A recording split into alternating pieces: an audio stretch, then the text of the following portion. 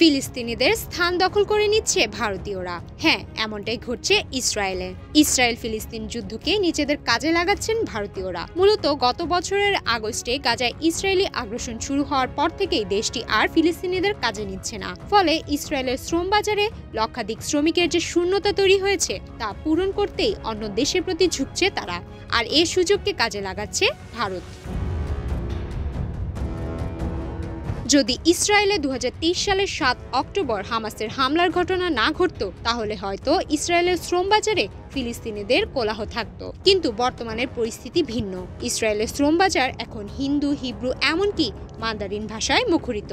এরই মধ্যে ইসরায়েলে প্রায় 16,000 ভারতীয় শ্রমিক প্রবেশ করেছে। ভারত ও ইসরায়েল সরকারের বরাত দিয়ে এই তথ্য জানিয়েছে বার্তা সংস্থা এএফপি।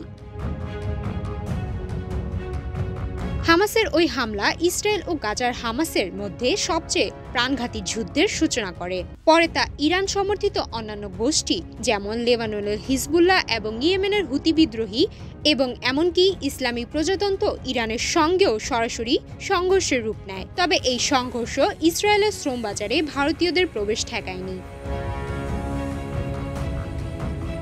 ইসরায়েলে অবস্থানরত এক ভারতীয় শ্রমিক বলেন, এখানে ভয়ের কিছু নেই। যদিও একাধিকবার বিমান হামলার সতর্কতা তাকে আশ্রয় কেন্দ্রের দিকে ছুটে যেতে বাধ্য করেছে, তবুও তিনি বলেন, যখন সাইরেন থেমে যায় তখন আমরা আবার কাজ শুরু করি। ভারত বিশ্বের ৫ম বৃহত্তম অর্থনীতি এবং সবচেয়ে দ্রুত বর্ধনশীল দেশগুলোর একটি হলেও দেশের কয়েক কোটি মানুষ এখনও বেকার। আর এ কারণে প্রতি বছর ভারত থেকে লাখ লাখ মানুষ মধ্যপ্রাচ্যের বিভিন্ন দেশে যাচ্ছেন। তবে ইসরায়েলি গবেষকরা বলছেন, নির্মাণ শিল্পে কাজ করা ভারতীয়দের সংখ্যা এখনও যুদ্ধের আগে নির্মাণে নিযুক্ত ফিলিস্তিনিদের সংখ্যার সমান নয়। 2023 সালের অক্টোবরের আগে এই খাতে প্রায় 80,000 ফিলিস্তিনি কর্মরত ছিলেন, আর বিদেশি শ্রমিক ছিলেন প্রায় 26,000। বর্তমানে এই খাতে প্রায় 30,000 বিদেশি শ্রমিক কর্মরত আছেন। তবে এই সংখ্যা আগের মোট শ্রমশক্তির তুলনায় অনেক কম।